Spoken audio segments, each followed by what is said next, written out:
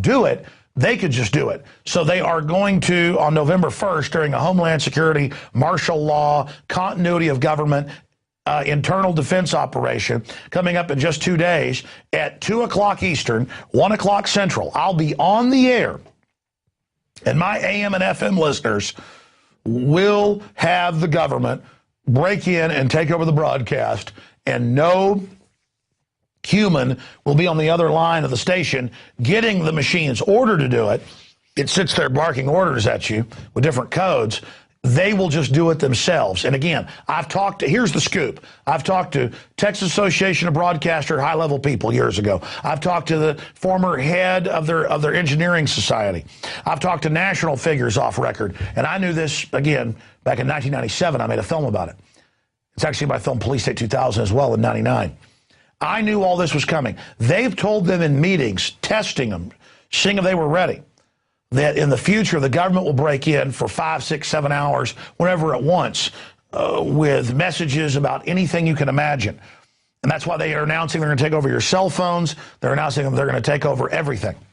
They're going to break in. They're going to have telescreens at Walmarts, shopping centers, you name it. They're already going in, bossing you around. It's about government forcing its way into your life, saying trust no one but the bankers that run this government that's gang raping you. That's basically the message. That's an Infowars.com article by Paul Joseph Watson. Concern over public anxiety causes feds to shorten EAS alert. They were going to take over for a longer period, announce the great gracious leader. Oh, yeah, I forgot. This first broke back in February in Federal News Radio, where Obama was going to have a message. Obama was going to test it. And I got to be honest with you, I was really looking forward to this on Wednesday, because the creep factor of them actually using this and having Obama. See, this is so much off the charts that I can't even articulate to you how bad it is. People accuse me of exaggerating sometimes. Yeah, pull up Federal News Radio, and they interviewed a Fed, and it was a FEMA subdirector, and they said when it first broke that that was our first article earlier in the year. We actually shot a video about it. We've played it here, and they actually said in there that, yeah, there it is, Federal News Radio. Type in Obama to test EAS. And the point is, you are going to hear the dear leader, Kim Jong-il, Joseph Stalin, I'm sorry, Adolf Hitler, I'm sorry, I meant Pol Pot.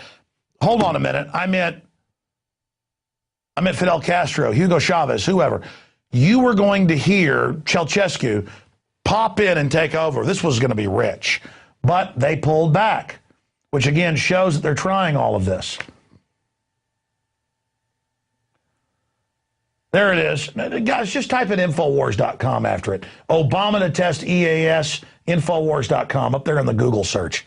Up there in the NSA search, it'll come up. It doesn't matter. I've shot promo videos about it, showing the news article. It's up there. Okay, I'm babbling incoherently as usual.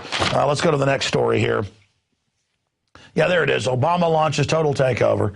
And the Washington Post said that Obama, yeah, there it is. He'll call your cell phone. He'll break in over the radio. Yeah, that's it. Actually, if you go back to that article, somewhere in there, they got the Federal News Radio article, too. The point is, the creep factor, that not only did they make them put in emergency takeover systems, something other countries don't have, but now they're not going to give the station just the basic power to flip to it themselves. Okay, let's go to the next story. Are people worried about this? Are they worried about the total police state? Are they worried about people all over the country told, you live on a river, a lake, a pond, or even a floodplain, we're taking your house? They actually bulldoze them. I had callers about this today. In some cases, you won't move out, so they just condemn it and bulldoze you. They won't pay you for it. Instead of being worried about that, or instead of worrying about Herman Cain not knowing, he's like, I'm really worried that China might become a nuclear power. We got to stop that. They've been one since the early 1960s. They've had ICBMs for about 20 years that can vaporize the entire United States with MERV technology in them that they got in the mid-90s. Okay? So they had the intercontinental ballistics probably 25 years ago, but 15, 16 years ago, they had MERV technology. So all of that's a big threat. The economy imploding. You know, the fact that he worked for the Federal Reserve, he wants new taxes on top of old ones. All of this is the reason not to like Herman Cain. Instead, they say, you know, it's funny. Herman Cain's poll numbers have stayed the same, are gone up under this. So they bring out Gloria Allred, the Democratic operative, to say, my God, he assaulted a woman, he touched her leg or whatever. Okay? Whatever. I don't know if it's true or not. All I know is the reason the American people aren't getting upset about this is because they know about Bill Clinton. We'll put the WorldNet Daily article up there. Bill Clinton settled multiple cases with women who said he'd beat the hell out of them and then bite their face, which is what real rapists do.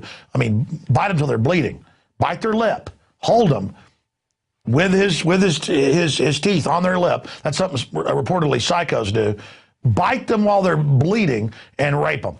And I've interviewed people that were involved who'd see him going to Jennifer Flowers' house, and then state police would come and break their legs and gouge their throat out, and they'd barely live because he was having sex with so many women. The point is, all these fake feminists and people, they just want to make this about playing men and women off against each other as part of divide and conquer and as a way to go after Herman Cain because it's scaring Obama. This is pure Democratic Party garbage. If Herman Cain was a Democrat, he could have kids all over the country like Jesse Jackson. He could be raping women like Bill Clinton. Hell, he could be DynCorp Halliburton kidnapping little kids and making snuff films with them.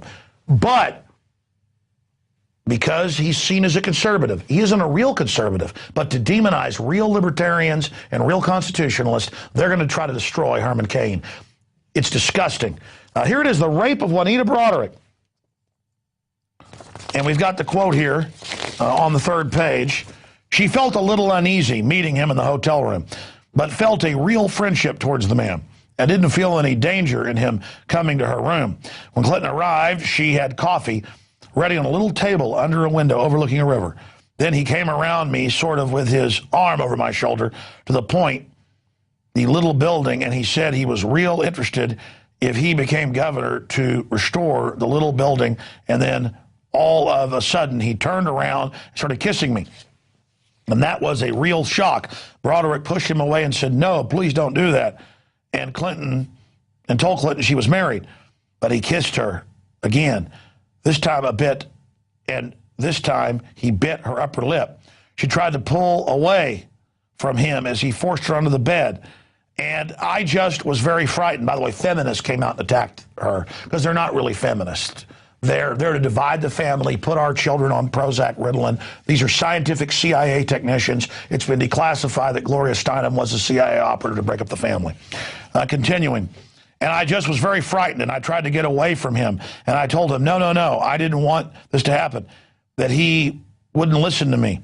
But he was such a different person at that moment. He was just a vicious, awful person. At some point, she stopped resisting, she explained. It was a real panicky situation. I was even to the point where I was getting very noisy and, yelling to please stop. But it's the governor. There's state police outside, honey. He does this every day. And that's when he pressed down on my right shoulder and he would bite my lip. And it just goes on from that point. I'm not a paid newsreader. Don't read off teleprompters. So that's what all of this is about. It's about dividing men and women, breaking up families, using fake feminism as a way to attack the family. But meanwhile, a system that truly destroys women, bisphenol A in the plastic, giving them breast cancer, all this other garbage, that's all ignored. And that's what's happening with Herman Cain.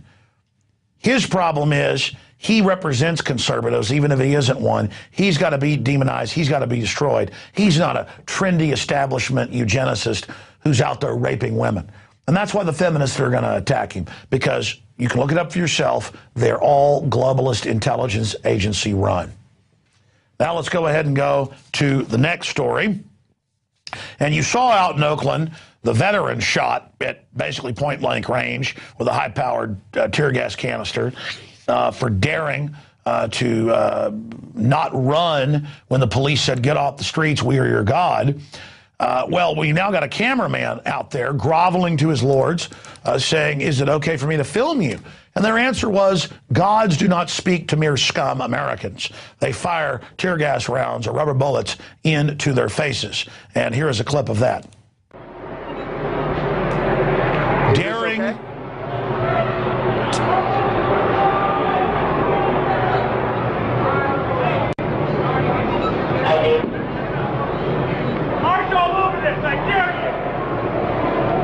daring to video the lords in black uniforms, the banker boys.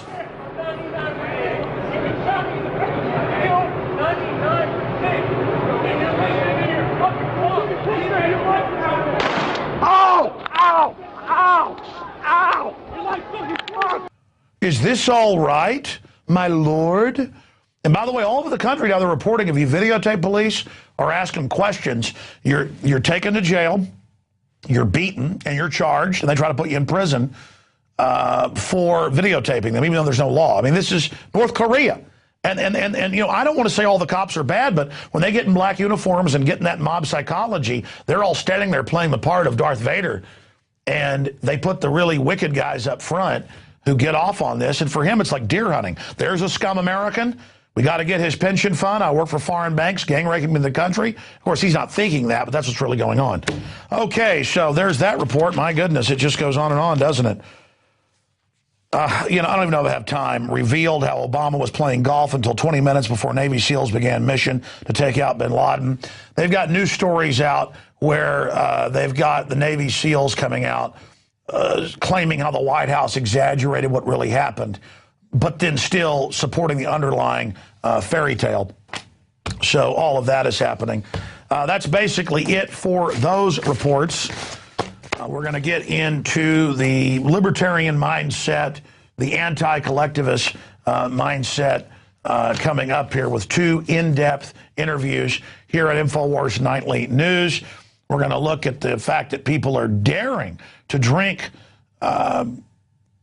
non-boiled, non-burned, pasteurized milk in public, something that is challenging the establishment. You'd think in America you could grow a garden or have your own cow, but no, the feds are saying it's a felony in some areas if you try to take it across state lines or other issues. So that is coming up. Please don't forget, you can watch the rest of the restreams of the Money Bomb at InfoWarsMoneyBomb.com, and it is your support and your subscription to PrisonPlanet.tv that makes this transmission possible.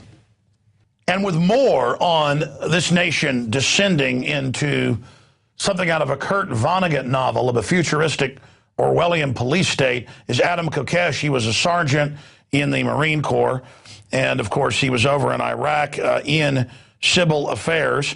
I was just asking him right before we got him on the show today what he did in civil affairs, and he said, well, we were a fig leaf, and he'll give you the answer in a moment, but that's not the real reason I got him on. He went and did a great report with his show Adam versus the Man that continues on in cyberspace and on the radio to go out and cover what's happening with the raw food raids and how the people are striking back. They are daring to transport raw milk across state lines and to drink it in public.